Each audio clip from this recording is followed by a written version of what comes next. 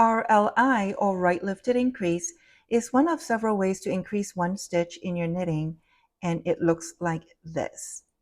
The third stitch here from the tip of the needle was made with an RLI.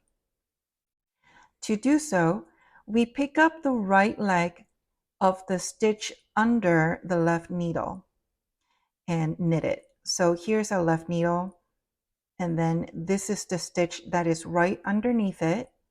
And then this part here, let me see. This strand here is the left leg, and then this strand here to the right is the right leg. And we only need the right leg, just that one piece here.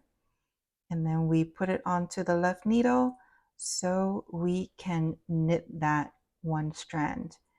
And then when you're done with it, the original stitch looks kind of wonky. Chances are your pattern is going to instruct you to knit the next stitch, and then you just do that.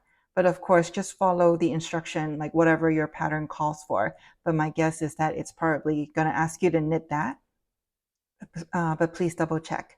So we'll do it one more time.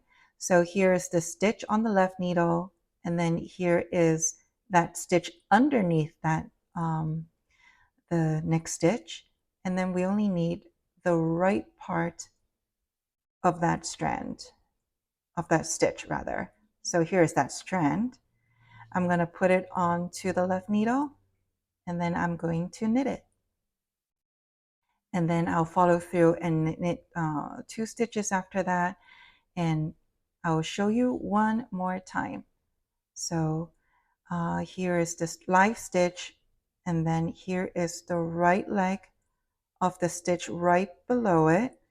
I'll put it onto the left needle so I can knit it, and that is how you do a RLI, or right lifted increase.